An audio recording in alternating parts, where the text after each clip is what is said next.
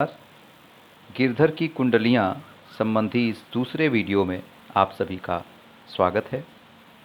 अभी तक हमने 3 कुंडलियाँ भाग 1 में पढ़ ली थीं। आइए इस वीडियो में चौथी कुंडलिया से हम प्रारंभ करते हैं। साईं सब संसार में मतलब का व्यवहार, जब लग पैसा गांठ में तब लग ताको यार, तब लग ताको यार, यार संग ही संग डोले, पैसा रहे न पास, यार मुख से नहीं बोले। कह गिरधर कबीराय, जगत यही लेखा भाई, करत बेगरजी प्रीति, यार बिरला कोई साईं। इस कुंडली में गिरधर कबीराय ने संसार के स्वार्थी व्यवहार की ओर हमारा ध्यान खींचा है और ऐसे स्वार्थी संसार में निस्वार्थ प्रेम रखने वाला मित्र मिलना कितना दुर्लभ है, यह बताया है। तो आइए देखते हैं इस स्वार्थी संसार का क्या व्यवहार है। गिरधर कहते हैं, साईं, साईं शब्द का अर्थ वैसे तो स्वामी होता है, लेकिन यहाँ पर साईं शब्द सम्मान सूचक संबोधन के लिए श्रोताओं के लिए या पाठकों के लिए रखा गया है। साईं सब संसार में मतलब का व्यवहार, इस संसार में, सारे संसार में, सब संसार में, सारे संसार में मतलब स्वार्थ, स्वार्थ का व्यवहार है। इस सारे संसार में गिरधर कबीराय कहते हैं कि साईं, इस सारे संसार में केवल स्वार्थ का व्यवहार है। लोग स्वार्थ के कारण आपसे जुड़ते हैं। जब उनके स्वार्थ की पूर्ति आपसे होती है तब वे आपको मित्र बनाते हैं, जब तक होती है तब तक वे आपको मित्र बनाए रखते हैं। तो स्वार्थ के कारण इस संसार का व्यवहार चलता है। कभी कहते हैं, जब लग पैसा गांठ में तब लग ताको यार। जब लग, जब तक, पैसा धन, गांठ में पास में, जेब में, पॉकेट में। जब तक धन पैसा आपके पास है, आपकी जेब में है, तब लग ताको यार, तभी तक लोग उसके, किसके, जिसके पास पैसा है उसके मित्र होते हैं। लोग तभी तक पैसे के कारण, धन के कारण मित्रता करते हैं। पैसे वाले के तब तक वे मित्र बने रहते हैं। और तब लग ताको यार, तब तक केवल साधारण मित्र नहीं बन के रहते। कैसे मित्र बन के रहते हैं? यार संग ही संग डोले, ऐसे मित्र बन के रहते हैं कि साथ साथ हमेशा रहते हैं। ऐसा प्रतीत ही नहीं होता कि वे एक अच्छे मित्र नहीं हैं, हमेशा साथ रहते हैं। लेकिन वास्तविकता तब प्रकट होती है जब पैसा रहे न पास, जब धन पास में नहीं बचता, जब धन समाप्त हो जाता है, तब यार मुख से नहीं बोले। वही मित्र जो पैसा रहने पर हमेशा साथ साथ रहते हैं, वही मुख से बोलना भी पसंद नहीं करते, साथ छोड़ देते हैं। कह गिरधर कबीराय, गिरधर कबीराय कहते हैं, जगत यही लेखा भाई, जगत मतलब संसार, यही मतलब ऐसा, लेखा मतलब हिसाब किताब। हे भाई, इस संसार का यही ऐसा लेखा है, ऐसा हिसाब किताब है, यही संसार का व्यवहार है कि करत बेगरजी प्रीति, यहाँ निस्वार्थ भाव से प्रेम करने वाला यार बिरला कोई साईं, कोई दुर्लभ मित्र ही होता है। निस्वार्थ भाव से मित्रता रखने वाला बड़ा दुर्लभ कोई मित्र होता है। सभी मित्र ऐसे निस्वार्थ भाव से प्रेम रखने वाले नहीं होते। इसलिए मित्रता बहुत सोच समझ कर करनी चाहिए। मित्र बनाने में हड़बड़ी नहीं करनी चाहिए। अब आइए अगली कुंडली की ओर प्रस्थान करते हैं। रहिए लटपट काट दिन, बरु घामे माँ सोए, छाह नवा की बैठिए, जो तरु पतरो होए। जो तरु पतरो होए, एक दिन धोखा दई है, जा दिन बहाय बयारी, टूट तब जर से जई है। कह गिरधर कबीराय, छाह मोटे की गहिए, पाती सब झरी जाएं, तऊ छाया में रहिए। प्रस्तुत कुंडलिया हमें ये बताती है कि हमें किस प्रकार के लोगों का आश्रय ग्रहण करना चाहिए। मैंने आपको बताया था कि गिरधर कविराय नीतिपरक कुंडलियाँ लिखते हैं। तो इस कुंडलिया में उन्होंने यह नीति हमें सिखाई है कि हमें सदैव सामर्थ्यवान व्यक्ति का आश्रय ग्रहण करना चाहिए। किसी के भी पास जाकर उससे सहायता नहीं मांगनी चाहिए, बल्कि सहायता उसी से ग्रहण करनी चाहिए जो केवल शारीरिक रूप में ही सामर्थ्यवान ना हो, बल्कि उसका चरित्र भी सुदृढ़ हो। यदि वह दृढ़ चरित्र वाला और दृढ़ विचारों वाला, दृढ़ स्वभाव का और समर्थ नहीं होगा, तो वह हमारी पूरी तरह से सहायता नहीं कर पाएगा, वह स्वयं समस्याओं से परेशान रहेगा। यही इस कुंडलिया में बताया गया है। देखिए, कहते हैं गिरधर कविराय कि रहिए लटपट काट दिन बरु घामे माँ सोए। रहिए, रह लीजिए, लटपट काट दिन, दिन काटना एक मुहावरा है। दिन काटना मतलब समय व्यतीत करना, बुरा समय किसी प्रकार व्यतीत करना। तो कहते हैं रहिए लटपट काट दिन, बुरे दिनों को, बुरे समय को किसी प्रकार से व्यतीत कर लेना चाहिए। बरु घामे माँ सोए। बरु मतलब भले ही, घामे, घाम कहते हैं धूप को, घामे घाम में, धूप में, सोए सोकर, भले ही धूप में सोना पड़े। धूप में सोना पड़े मतलब कष्ट सहना पड़े। छाया मतलब सुख, धूप मतलब कष्ट, दुख। भले ही दुख उठाना पड़े, धूप में सोना पड़े, सोकर वह बुरा समय काट लेना चाहिए, उस बुरे समय को बिता देना चाहिए। लेकिन छाह नवा की बैठिए। आपकी पुस्तक में बाकी लिखा है, वहाँ पर प्रिंटिंग की गलती है, बाकी नहीं है, वाकी है। छाह नवा की बैठिए। छाह मतलब छाया, न मतलब नहीं, वाकी मतलब उसकी। बैठिए, उसकी छाया में मत बैठिए, अर्थात उसका आश्रय मत ग्रहण करिए, उससे सहायता मत मांगिए, उसके पास मत जाइए। जो तरु पतरो होए। तरु मतलब पेड़, वृक्ष, पतरो मतलब पतला, कमज़ोर, होए मतलब हो। उसके पास मत जाइए, उस पेड़ के नीचे मत जाइए जो स्वयं पतला हो। पतला मतलब कमज़ोर हो, निर्बल हो। यहाँ पर पेड़ और जिसके आश्रय में हम जा रहे हैं, इन दोनों अर्थों में ये बात कही जा रही है, इसको ध्यान में रखेंगे। कविता केवल अपना प्रत्यक्ष अर्थ नहीं रखती है, बल्कि व्यंजना के माध्यम से वह अपना प्रतीक अर्थ भी रखती है। यही कविता की विशेषता होती है। तो यहाँ पर जो पतला पेड़ है वह सामर्थ्यहीन व्यक्ति का प्रतीक है, और जो मोटा पेड़ है वो सामर्थ्यवान व्यक्ति का प्रतीक है, दृढ़ व्यक्ति का प्रतीक है। तो गिरधर कविराय कहते हैं कि छाह नवा की बैठिए जो तरु पतरो होए। जो पतला कमज़ोर पेड़ हो, उस पेड़ की छाया में मत बैठिए, वहाँ उससे आश्रय मत लीजिए।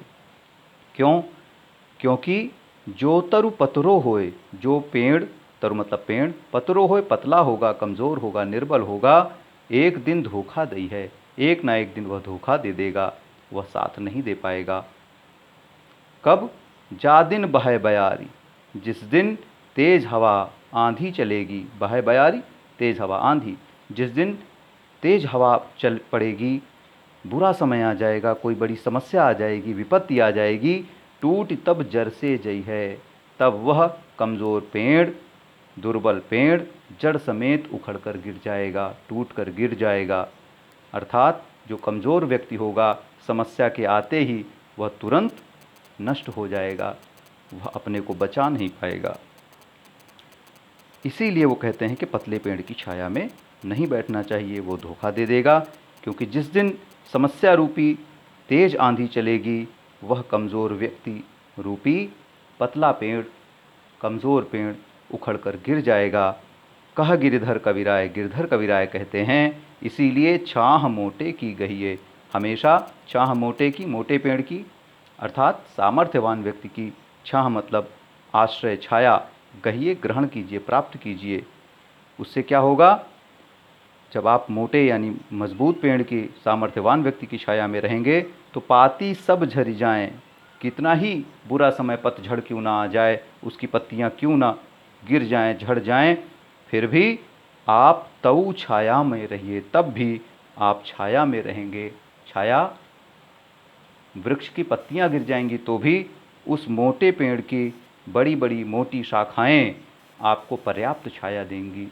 अर्थात जो सामर्थ्यवान व्यक्ति होगा, जो चरित्रवान व्यक्ति होगा, वह कितना ही दुख क्यों ना पड़े उस पर, कितनी ही समस्या क्यों ना आए उस पर, लेकिन वह अपनी शरणागत की रक्षा करेगा, वह आपको दुख नहीं होने देगा, वह आपको अपने प्रयास भर आपकी मदद करेगा। इसलिए सदैव मजबूत व्यक्ति की, मजबूत पेड़ की छाया में रहना चाहिए, मजबूत व्यक्ति का आश्रय लेना चाहिए, कमज़ोर की छाया नहीं ग्रहण करनी चाहिए, कमज़ोर के आश्रय में नहीं जाना चाहिए।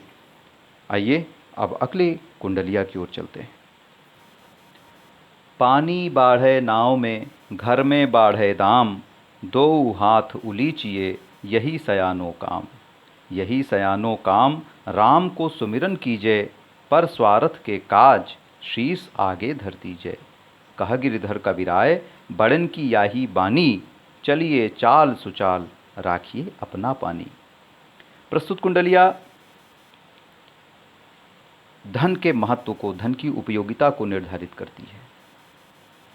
गिरधर कबीराय इस कुंडलिया में बताते हैं कि जब आवश्यकता से अधिक धन आने लगे तो उस धन का सदुपयोग करना चाहिए, क्योंकि अत्यधिक धन कुसंस्कारों को जन्म देता है। तो आइए देखते हैं इस कुंडली को। पानी बाढ़े नाव में, घर में बाढ़े दाम। यदि आप नदी में नाव पर बैठे यात्रा कर रहे हैं, कहीं जा रहे हैं, और अचानक उस नाव में पानी बढ़ने लगे, अधिक होने लगे, तो जैसा आचरण उस समय आप करते हैं, ठीक वैसा ही समझना चाहिए। जब घर में बाढ़े दाम, घर में धन बढ़ने लगे, आवश्यकता से अधिक धन आमदनी होने लगे, घर में बहुत धन आने लगे, जैसे नाव में पानी बढ़ता है, तो दोनों ही परिस्थितियों को एक जैसा समझना चाहिए। उस समय क्या करना चाहिए? गिरधर कबीराय कहते हैं, दो हाथ उलीचिए। ये दोनों परिस्थितियों के लिए है। दो हाथ उलीचिए, पानी बढ़े नाव में, जब नाव में पानी बढ़े तो दोनों हाथ उलीचिए, दोनों हाथों से उस पानी को बाहर निकालना चाहिए। यदि आप उस पानी को बाहर नहीं निकालेंगे तो क्या होगा? थोड़े ही समय बाद नाव में पानी इतना अधिक हो जाएगा कि नाव डूब जाएगी। ठीक उसी प्रकार घर में बाढ़े दाम, तो भी उसे भी दो हाथ लीजिए, उसे भी दोनों हाथों से निकालिए। निकालिए मतलब दान दीजिए, अच्छे कामों में लगाइए, परोपकार करिए। यही सयानो काम, यही समझदारी का काम है। यही सयानो काम, राम को सुमिरन कीजिए। गिरधर कबीराय कहते हैं यही समझदारी का काम है, और साथ ही साथ राम को सुमिरन कीजिए, ईश्वर का स्मरण करते रहिए। क्यों स्मरण करते रहिए? दान देते रहिए, ठीक है, वो तो अच्छी बात है। दूसरे कामों में लगाते रहिए, परोपकार करते रहिए, दूसरों का हित साधते रहिए। राम को क्यों सुमिरन कीजिए? इसके पीछे कारण ये है कि गिरधर कबीराय कहते हैं जब आप दान देंगे, दूसरों की सहायता करेंगे, उनकी मदद करेंगे, तो लोग आपका यश गाएंगे, आपकी बड़ाई करेंगे, और उससे आपके अंदर घमंड आएगा, अभिमान आएगा। वह अभिमान ना आने पाए, इसलिए हमेशा ईश्वर का स्मरण करते रहिए। ये मानते रहिए कि आप दान नहीं कर रहे, ईश्वर ने आपको इतना सामर्थ्यवान बनाया है कि आप उस धन को दान कर रहे हैं, इसलिए ईश्वर का स्मरण करते रहिए। पर स्वार्थ के काज, परोपकार के काम के लिए, दूसरों के हित के लिए शीश आगे धर दीजिए। शीश आगे धर देना, सिर आगे धर देना, मतलब मुहावरा है प्रस्तुत होना, सदैव प्रस्तुत रहना, अपने को समर्पित कर देना। शीश आगे धर दीजिए, दूसरों के हित के कामों के लिए अपने धन के बल पर सदैव प्रस्तुत रहना चाहिए, उनकी सहायता करने के लिए। कह गिरधर कबीराय, गिरधर कबीराय कहते हैं बड़न की याही बानी, बड़न मतलब महापुरुषों, बड़ों की, याही मतलब यही, बानी वाणी, बड़ों की, महापुरुषों की यही वाणी है, उनका यही कहना है, उनका यही वचन है कि चलिए चाल सुचाल, अच्छी चाल में चलिए। अच्छी चाल में चलने का मतलब अच्छी चाल चलन वाला होना। चाल का मतलब यहाँ पर ये है, चाल सुचाल, अच्छी चाल चलन, अच्छा व्यवहार, अच्छे चरित्र वाला होना। तो अच्छे चरित्र वाले बनिए और राखिए अपना पानी, तथा अपना स्वाभिमान भी बनाए रखिए। अपने स्वाभिमान के साथ ही अपने व्यवहार को भी अच्छा बनाए रखिए। ये इस कुंडली का भाव है। आइए अगली कुंडली को प्रस्थान करते हैं। राजा के दरबार में जइये समया पाए, साईं तहाँ न बैठिए जहाँ को दे उठाए। जहाँ को दे उठाए बोल अनबोले रहिए, हंसिए नहीं हहाए बात पूछे ते कहिए। कह गिरधर कविराय समय सो कीजय काजा, अति आतुर नहीं होए बहुरी अनखई है राजा। प्रस्तुत कुंडलिया बहुत ही सुंदर है और बहुत सुंदर संदेश लेकर आई है। प्रायः हम दूसरों के यहाँ आमंत्रित होते हैं, किसी निमंत्रण में जाते हैं और अच्छे अच्छे समाज के लोग वहाँ आए होते हैं। वहाँ हमारी सभ्यता, हमारे उठने बैठने के तरीके, हमारी शिक्षा आदि का आकलन होता है। तो ऐसे समय में, ऐसी सभा में जहाँ बड़े लोगों की सभा हो, महत्वपूर्ण लोगों की बैठक हो, वहाँ पर हमें किस प्रकार व्यवहार करना चाहिए, यह इस कुंडलिया में बताया गया है। तो देखिए, गिरधर कविराय कहते हैं, राजा के दरबार में जइये समया पाए। राजा मतलब कोई भी सम्मानित व्यक्ति, जो समाज का महत्वपूर्ण व्यक्ति है, सम्मानित व्यक्ति है। राजा के दरबार में, उसकी सभा में जइये समया पाए, अवसर पाकर जब आप जाएं तो कैसा व्यवहार करना चाहिए। कवि कहते हैं, साईं तहाँ न बैठिए। साईं, फिर वही बात है कि सम्मानित तरीके से संबोधन किया जा रहा है। साईं वहाँ, तहाँ मतलब वहाँ, वहाँ न बैठिए। अपने लिए वह स्थान न चयनित करिए जहाँ को दे उठाए, जहाँ से आपको कोई आकर उठा दे और आपको अपना अपमान महसूस हो। इसलिए पहले से ही सही स्थान निर्धारण करके अपनी अवस्था के अनुसार, अपने सम्मान के अनुसार, समाज में आपका क्या स्थान है, इसके अनुसार अपने लिए बैठने की जगह निश्चित करिए और वहाँ बैठिए, ताकि कोई आपको आपके स्थान से उठाकर आपका अपमान ना करे। जहाँ को दे उठाए, जहाँ से कोई उठा दे वहाँ तो बैठना ही नहीं चाहिए। साथ ही क्या करना चाहिए, बोल अनबोले रहिए। जो आपका बोलने का मन हो रहा है, जो आप बोलना चाहते हैं, उसे अनबोले रहिए, बिना बोले ही रहिए, मौन रहिए। प्रयास करिए कि मौन रहने का अभ्यास आप करें।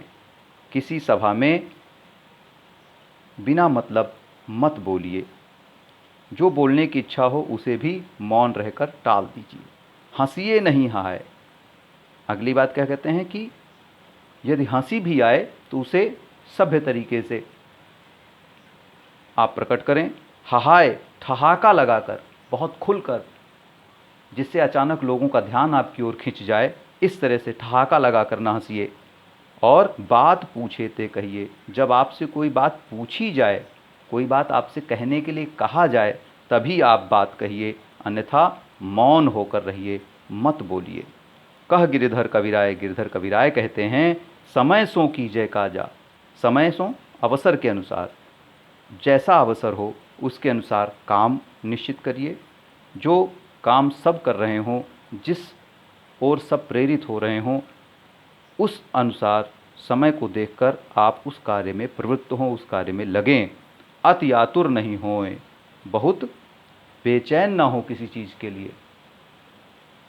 ठीक है, मान लिया आप किसी सभा में गए हैं और वहाँ उस समय व्याख्यान हो रहा है, कोई किसी विषय पर विचार विमर्श हो रहा है, और साथ ही कुछ लोग वहाँ पर जलपान भी कर रहे हैं, नाश्ता कर रहे हैं या भोजन ग्रहण कर रहे हैं। तो आप यदि विचार विमर्श के स्थान पर बैठे हैं तो वहाँ से बहुत बेचैन होकर भोजन की पांडाल की ओर मत भागने का प्रयास करिए। नाश्ते की ओर आपका ध्यान नहीं होना चाहिए, बल्कि जिस समय, जिस अवसर पर आप हों, उसी अवसर में अपना, उसी समय, उसी काम में अपना ध्यान लगाइए। बहुत बेचैनी आपके भीतर नहीं होनी चाहिए, बहुरी, अन्यथा अनखई है राजा। जिसने आपको बुलाया है वो बड़ा व्यक्ति, वो महत्वपूर्ण व्यक्ति आपसे नाराज़ हो सकता है। वह दोबारा आपको नहीं बुलाएगा, वह आपकी व्यवहार से अप्रसन्न हो जाएगा और इससे आपका सम्मान भी कम होगा। तो इसलिए निश्चित करिए कि आपका व्यवहार सम्मानित जनों के बीच में सम्मान पाने योग्य हो। ऐसा व्यवहार ना हो जिससे आपका अपमान हो, और आपकी इज्जत कम हो। तो इस प्रकार गिरधर की कुंडलियाँ का ये पाठ पूर्ण होता है। और अब तक हमने जो कुंडलियाँ पढ़ी, मतलब 7 कुंडलियाँ हम लोगों ने पढ़ी, उनमें क्रमशः पहली कुंडली में गिरधर कविराय ने एक साधारण किंतु लोगों के लिए बहुत उपयोगी लाठी की विशेषता बताई और उसे सदैव साथ रखने के लिए प्रेरित किया, संदेश दिया। दूसरी कुंडलिया में छोटे से कंबल की विशेषता उन्होंने बताई कि उसका क्या महत्व है। एक निर्धन व्यक्ति के लिए, सामान्य व्यक्ति के लिए एक छोटा सा कंबल उसके कितने काम आ सकता है, इसलिए किसी छोटी वस्तु का अनादर नहीं करना चाहिए। छोटी वस्तुएं भी प्रायः बहुत उपयोगी होती हैं, यह संदेश दिया गया। तीसरी कुंडलिया में गिरधर कविराय ने ये बताया कि हमें गुणवान होना चाहिए, क्योंकि यदि हमारे भीतर गुण नहीं होंगे तो समाज हमें ऊंचा स्थान नहीं देगा, हमें स्वीकार नहीं करेगा, हमारा सम्मान नहीं करेगा। जिस प्रकार लोग कौवे का त्याग करके कोयल का स्वीकार कर लेते हैं, जबकि दोनों के रंग एक जैसे होते हैं, केवल उनकी वाणी भिन्न होती है, उनकी आवाज़ भिन्न होती है। कोयल अपनी मीठी बोली के कारण सभी को प्रिय लगती है और कोयल अपने कर्कश स्वर के कारण अपवित्र माना जाता है, कोई उसे सम्मान नहीं देता। यह संदेश दिया गया इसमें कि हमें गुणवान होना चाहिए। चौथी कुंडली से 7वीं कुंडलिया तक हम लोगों ने यहाँ पर पढ़ा। चौथी कुंडलिया में बताया कि इस संसार में केवल स्वार्थ का व्यवहार होता है, कोई भी निस्वार्थ प्रेम करने वाला मित्र मिलना बहुत दुर्लभ है, इसलिए मित्र बनाने में बहुत जल्दबाजी नहीं करनी चाहिए, ये सीख दी गई। 5वीं कुंडलिया जो है उसमें बुरे समय को बिताकर किसी तरह एक सामर्थ्यवान व्यक्ति के आश्रय में जाने की सलाह दी गई। किसी के भी आश्रय में हमें नहीं जाना चाहिए, इसकी सीख दी गई, क्योंकि कभी कभी हम धनवान बलवान व्यक्ति की शरण में तो चले जाते हैं, लेकिन यदि वह चरित्रवान नहीं होता तो वह अपने बुरे कर्मों में हमें भी संलग्न कर लेता है, जिसका परिणाम बाद में दुखद होता है, हमें उसका दंड भुगतना पड़ता है। तो यह सिखाया इसमें। इसी तरह छठी कुंडलिया जो है उसमें बताया गया कि जब धन घर में बढ़े तो उसका किस प्रकार उपयोग करना चाहिए और हमें अपने चरित्र की रक्षा किस तरह करनी चाहिए। और अंतिम कुंडलिया में गिरधर कविराय ने बताया कि बड़े लोगों की सभा में, सम्मानित जनों की सभा में जब हम जाएं तो हमें वहाँ किस प्रकार व्यवहार करना चाहिए। तो इस प्रकार हम देखते हैं कि प्रत्येक कुंडलिया कोई न कोई सीख लेकर, कोई न कोई नीति संदेश लेकर हमारे सम्मुख आई है। आशा है आप सभी को मेरा व्याख्यान पूरी तरह समझ में आया होगा। यदि आपकी कोई जिज्ञासा हो, कोई प्रश्न हो, तो आप कमेंट बॉक्स में आकर मुझसे पूछ सकते हैं। मेरे इस चैनल को सब्सक्राइब करें और लाइक तथा शेयर भी करें, ताकि मेरा व्याख्यान दूसरों तक पहुँचे, वे भी इससे लाभान्वित हों। बहुत बहुत धन्यवाद।